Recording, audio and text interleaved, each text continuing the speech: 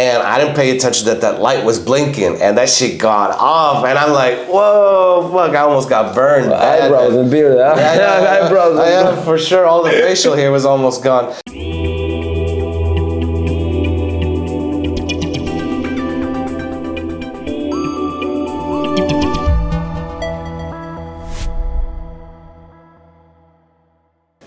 Hello Techno Talks. Today we are back here, but not with a DJ. We are here with Mc Matos. Say no more, the guy himself from Luxembourg, originally from the States. But let's start from the beginning. What was your beginning? Well, let's say that, since I'm a little kid, I was always interested in music. I started off with metal, I then drifted off to hip hop, and then found myself loving electronic music. So after that phase of electronic music, I started producing, started promoting my own parties, and was doing some hardcore events. And a DJ from Belgium came over and said he liked my voice, he wanted to do some vocals. So I then made our first track, Hard Techno Not a Crime, which now is sort of like an anthem for the hard techno scene. And from that collaboration, then I joined him on stage for Liberty White, which is the party that I'm going to host tonight. And I just jumped on stage, did my thing, and people sort of really got, fell in love with the stuff that I did. So they just said, come on going and let's get this started. And that's how I started little by little, getting gigs all over Europe, and then going to Slovenia, then being able to go to Asia and just touring around and doing my thing. Even though on the side I still DJ, I still produce music, but MCing is the thing that's got me around the world. It's always fresh, it's always something new, it's always something that always happens once in music, and it's unique. Let's say it's unique. And especially in this kind of genre, there's nobody doing what I do. I'm not trying to be arrogant, but it's just something completely different in hard techno. In hardcore, you've got MCs, in drum bass, you got your MCs, but in hard techno, there's nobody really doing the stuff that I do. No. And that just sort of came out, and people just gravitated to it and said, yeah, that's cool, and that's why I've been, blessed to be able to do this and to continue this, because this is now over 12 years that I'm MCing, and with a bunch of cool people, cool promoters. Shout out to Echo Festival. Big festivals, of course. It's not just you was not just in a smaller view playing in Croatia, in Germany, in Belgium, Spain. Here in Belgium, I went to a lot of crazy events, festivals, Continent, in Holland, Decibel Festival. I was really, really blessed that people, found, they fucked with my shit, and they just pushed it forward. So I'm really, really happy, really humbled to do it. I heard the story about you. It was one festival, I think, and it was a lot of people. Mm-hmm. And it was your first time or something like that.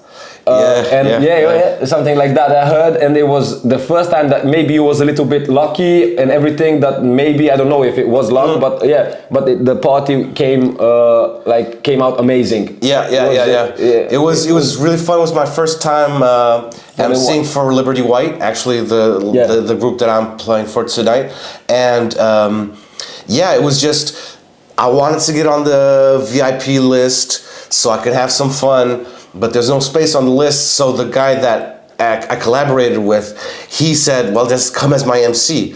So I just hit the stage, just got stuck on stage and just did my shit on everybody's tracks, and they seemed to enjoy it. The promoter came up after me, asking me, who are you? I'm MC Matos, man.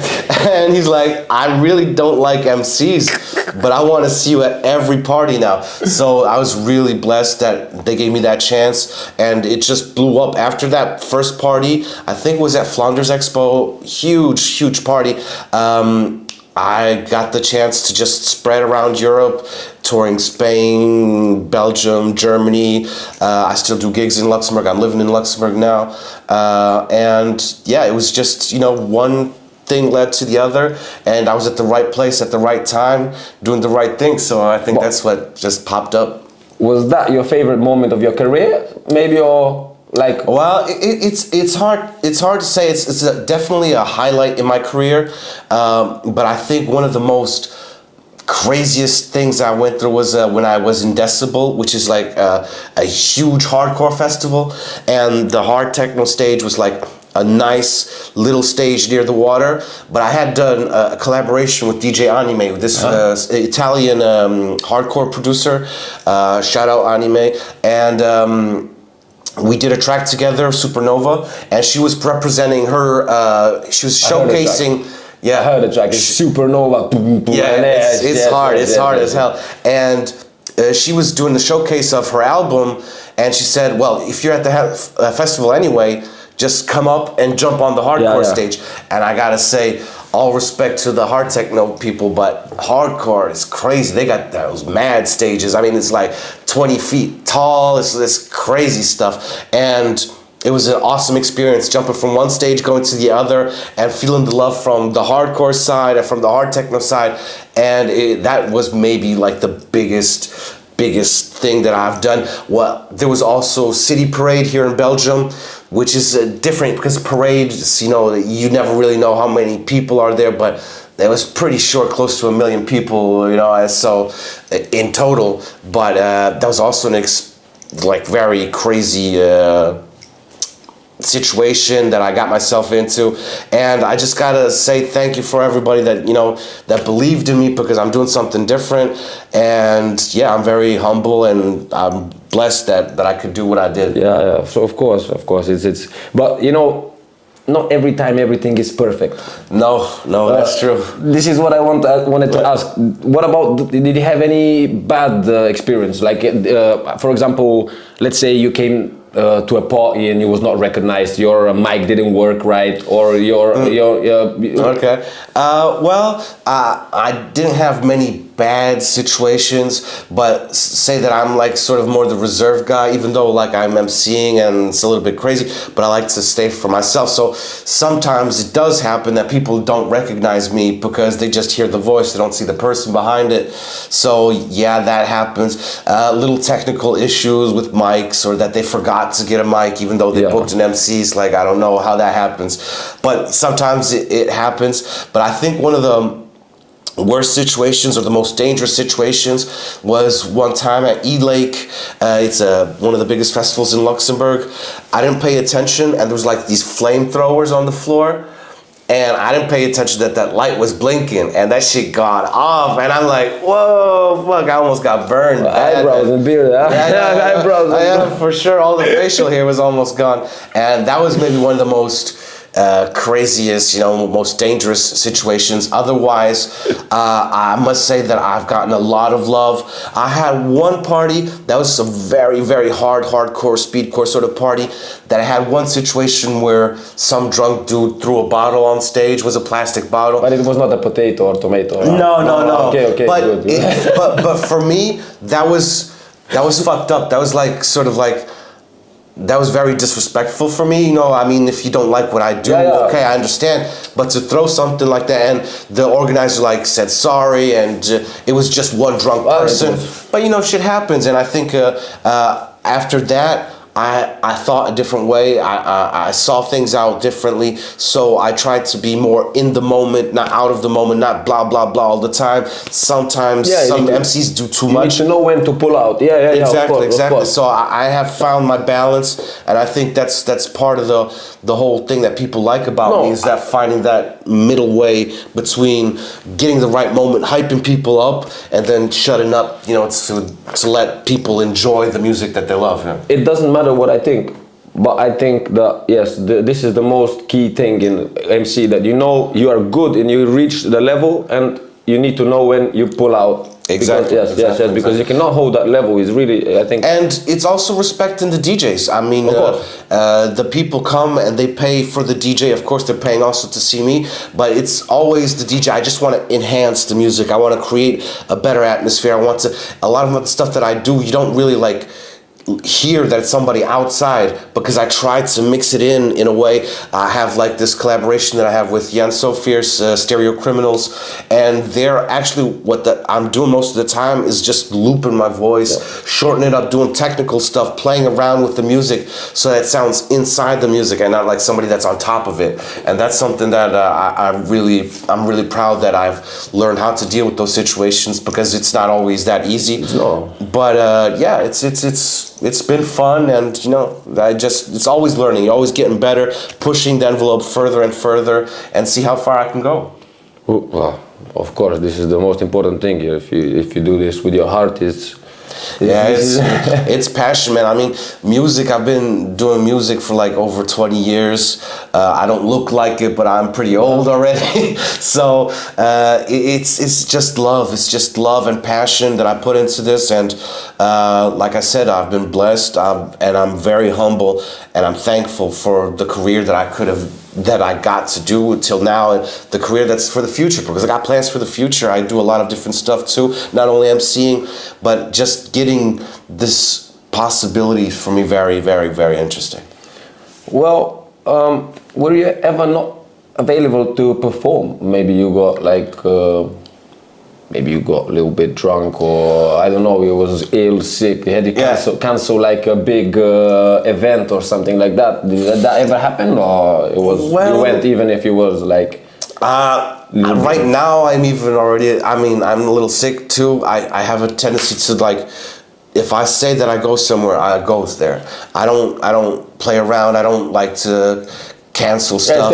Stay professional. Yeah, and it's really that, because I'm also working in a booking agency, Trivial Bookings, with my bro Jeremy. We run that, and I have to show a professional side. Everybody that knows me knows that I like to party. Everybody knows I drink a little bit, have some fun on the side, but staying as professional as I can for the party, because I have to bring something to it. If I'm too drunk, too wasted, that's not good. It's not you. So I have to find that balance, and I was always lucky that I knew when to stop, and I knew how to calm myself down.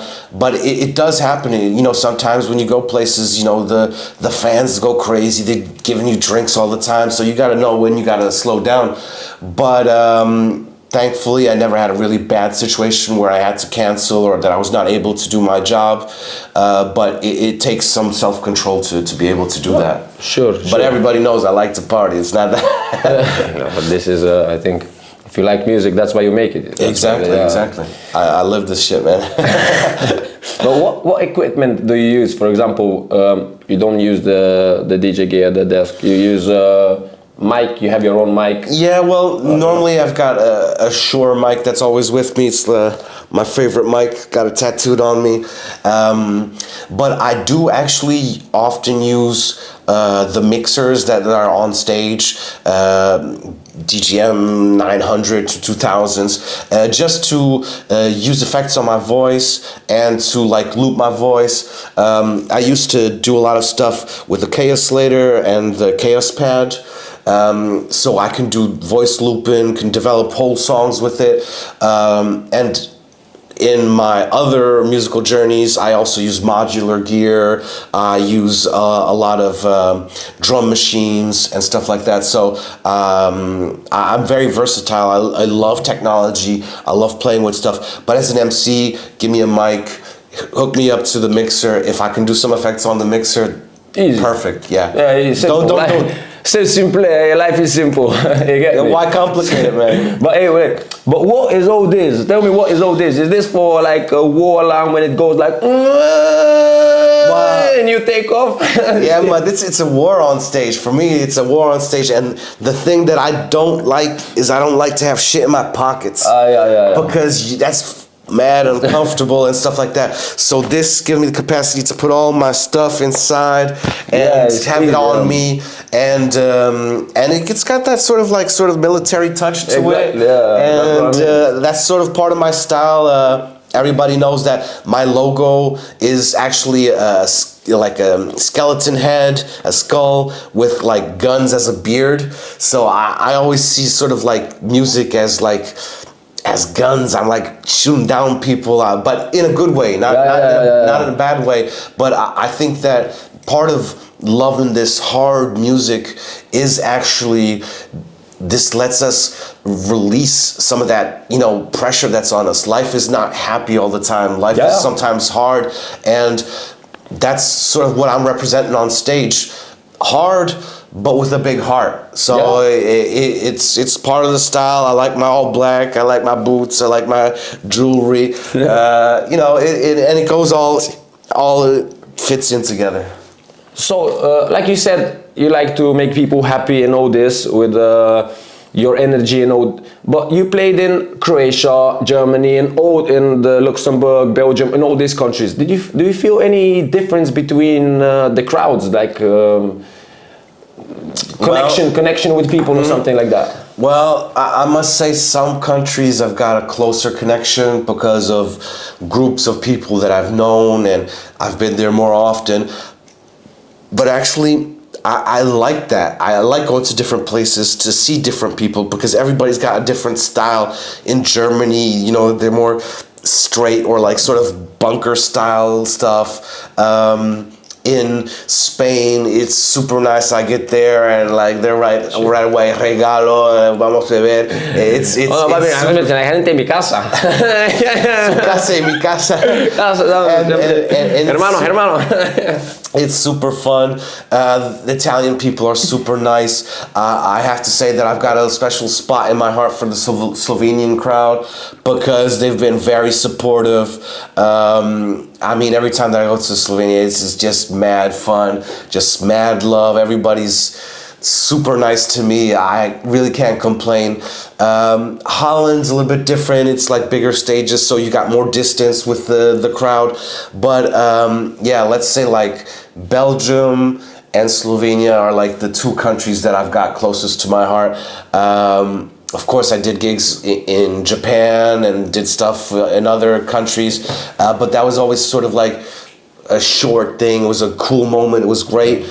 But to these countries that I always go back, like Belgium and Slovenia, it's always just love, man. And like the hard techno family, I always feel like it's very welcoming, and I see anybody from any country, they're playing on the same stage as me, and we just have fun, we just kick it. Not too long ago I was actually DJing for a while, DJing for Viper XXL, super nice guy, and it's just like we saw each other, grabbed each other, let's get a drink, and it was just love. It was just pure emotions. So I think that you can do that in every country, but it's cool to see how people dress different.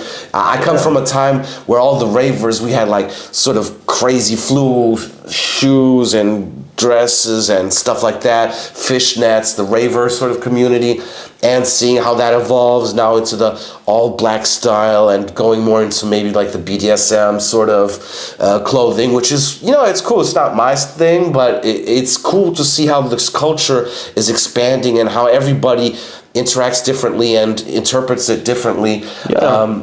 So I really love going abroad, but like I said, my two countries, Belgium and Slovenia, they're really close to my heart. Yeah, because you are American. Yeah. Did you have played in America? Well, after doing my career here in Europe, no, I haven't gone back. But in America, like I said, I started really early with music, so I got into contact with the harder sort of rock genres in the United States, but I also got into sort of very housey and very electronic scene, even though at that time it was not very big in the United States, but I loved everything that was weird, strange, even like alternative stuff like Portishead, Björk, and stuff like that. There's just I have a lot of inspiration in different kinds of music styles, and I think that's very important for me to not just pinpoint it on one thing. And all those inspirations, they just come together. And in hard techno, it's just a kind of music that you can really mix it with everything. You can mix it with drum and bass, you can mix it with any kind of music, and it fits in. So having a lot of different inspirations did bring me forward. But to come to your question, I haven't been back yet. there's been some conversations. I've been talked about going to South America too. Colombia is a big country where there's a lot of hard techno going on. Brazil too. I know some Brazilian promoters. So in the future, probably yes. But at the moment, no. I haven't gone back home. But it's in plans. It's in the plans. Well, did you ever had a crazy fan that followed you everywhere? Like, let's say you were in Slovenia, Brussels. I mean, I had, with all due respect, this person. She is super nice, and now we're sort of friends. But at the beginning, it sort of got freaky because I had like this gig in Belgium, and she saw me there. And then she followed me to every festival. She then did 800 kilometers to go see me at shows and stuff like that. And she would just appear out of nowhere and try to get drinks with me. And then she came to Luxembourg for my birthday, gave me a cake, wanted me to go back to the hotel with her. And I was like, girl, no, we're just friends. It's just, I don't want anything to do with that. But she was a little crazy, but she's a nice person, but it was a little weird, especially, following you back to your home country and doing all these kilometers. And it was a little bit weird. And sometimes you got those occasional, crazy people at parties that just took way too much stuff and are having way too much fun. And it can get crazy, but I've been always lucky. I've met really nice people and we always were able to laugh about it at the end. But yeah, sometimes you do get in situations, especially if they're following you around, and especially in Luxembourg when she then followed me and wanted me to go to her hotel and stuff like that.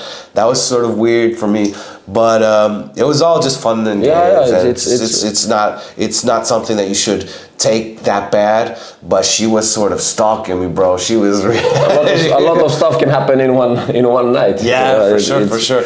So that was really my craziest experience, having sort of the stalker after me. But at the end, it was all okay. We talked it out and it was all good. But it was crazy at a moment. I was sort of like, what the fuck she want? So you started your music. We said that what your career at what year Well, I'm 38 now. When I started really gigging a lot was after my 18, so it's 20 years. So yeah, 2002, 2003, something like that. Yeah. That's when I started really getting into the scene, and but I always was somebody that would get bored quickly with something. Yeah. So I always look for new challenges. That's how I got into emceeing in the first place, because I was DJing techno and was starting to produce some techno, and I sort of got stuck in this hole where there was no creativity. I didn't know how to get things done, and I had a friend of mine. He was a hardcore promoter, and he said, "Oh, dude, just grab the mic. You're American. Whatever you say, it's gonna sound good." So I was like, "Okay, fuck it, let's try it out." And the first first party that I emceed at a hardcore party, I got two reactions from people. I got people that said, "I don't like MCs," and I got people that said that I like what you did. So for me, it was I found this new challenge for me. How do I make emceeing fun for everybody? How can I put my sauce into it? How can I transform it, do it a little bit different? And that's what got me into that. And from there on, I mean, in hardcore, I emceed with the biggest names. In hard techno, the biggest names. Yeah, it just made me progress because I was bored and I wanted a new challenge. So yeah, that pushed me further. But like I said, I always listen to different stuff. I'm a big metal fan. I love alternative music. I love hip hop, trap, all these new things. Drill, UK drills also. Who is your favorite rapper? Let's say rapper. You have that's really hard. But let's say the crew that most influenced me was Wu-Tang. Wu-Tang, being that New Yorker, sort of hip hop, real to the roots, lyrically very advanced, complex rhymes and stuff like that. That was always sort of my that was my go-to in hip hop. But I must say that in techno, guys like Jeff Mills, but one of the top is Dave Clark. I gotta say, Dave Clark, the first time I saw that guy play, he is so skilled. Even though he was super serious behind the decks, which I think is sort of weird, but the mix, he could get a house track into an electro track, into a techno track, pumping, danceable, groovy. I must say that he he influenced me a lot. And then in modern times, guys like Ansem or stuff that comes out on Mord Records, I really like that. It's that rougher, more industrial side to techno that really resonates with me. But yeah, I listen to a lot of stuff. I think listening to just one music is... I mean, music is about how you feel. It's about emotions. So you got one day that you're sad, you need something sad. You go to the gym, you need something a little bit more hard and more fast. So it just depends. But I love music. I couldn't imagine my life without music. If it's electronic, if it's acoustic, doesn't really matter. But let's say that I'm more going to the electronic side just because there's more freedom of expression. You're not so trapped in one thing. You can do so many different things with it. How did Corona affect your music? I think it was something. It was something cut. Like it was a cut, but in a good or a bad. That this is the question.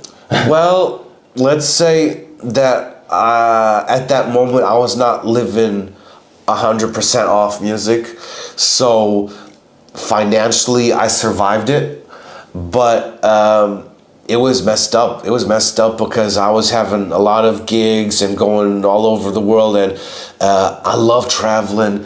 Just being stuck at home, not being able to interact with the people that I love, was really mind fuck. It was more a mental situation. It was not such a bad thing, but we all went through it, and I'm happy that I didn't have to depend financially on my music to survive, because I know a lot of my friends that were just living off of music, they were going through big problems. It was a really hard time for a lot of people, but it made people a lot more creative. Yes. I saw a lot of people also through the pandemic. I sort of got into TikTok, which was at that time was more for kids.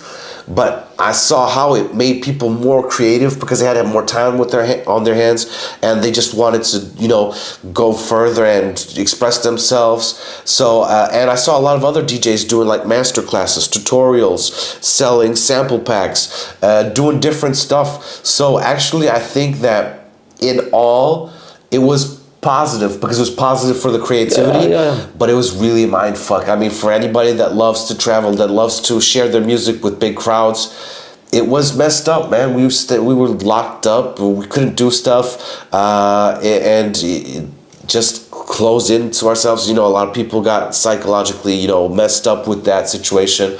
But I must say that in the pandemic, I also got more into like live music and playing with synths and with my modular rig and stuff like that. And since those gigs are more for like smaller venues, I was able towards the end of the pandemic have a lot of sort of little gigs doing live music, so I didn't lose it completely. So I was lucky with that, but it was a very hard situation. There were at least 1 year where everything closed down, and you just felt that everybody was down, and all my colleagues, they were looking for new jobs. They were thinking about abandoning music, and you should not abandon your passion. I mean, if you have to abandon it, it's fucked up, man. So I think that it made people more creative. It made people see things different, but it messed up a lot. And the whole scene now is a little bit different. You feel that it's a little bit different. It's a little bit pulled back, I think. Yes, a little bit pulled back, and on the other side, sometimes from the crowd, it goes too crazy because they want to do all the parties. Because they didn't do any parties, so now they want to go to all the parties. They just go wild. So Techno Talks, we came to an end. We were here with the guest Mc Matos, and I hope you like it. You like the interview. Subscribe the channel, follow, and see you soon. Ciao.